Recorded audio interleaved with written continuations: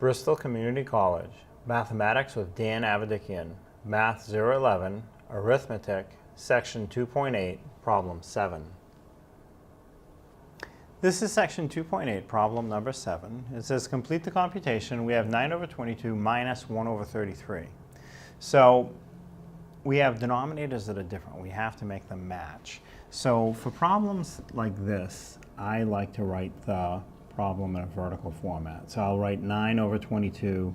Below it, I'll write 1 over 33. And then I'll make it a subtraction.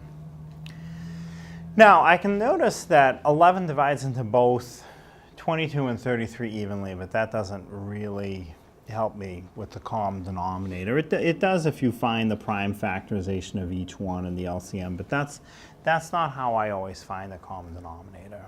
What I do is, if my denominators are not the same, I start with a larger denominator and I ask myself, will the smaller denominator divide into the larger one evenly? Will 22 in this case divide into 33 evenly? It will not. So next, take the large denominator and double it. If you double 33, you get 66. Will 22 divide into 66 evenly? It will. 22 times 3 is 66. So 66 is a common denominator, and it'll be the smallest common denominator. Now what I have to do is adjust the numerator so my fractions will be equivalent. So with the top fraction, I started with a denominator of 22, and I multiplied it times some value so that it would turn into a 66, and that value must be 3. 22 times 3 is 66. So the numerator must also be multiplied times the same value, times 3. 9 times 3 is 27.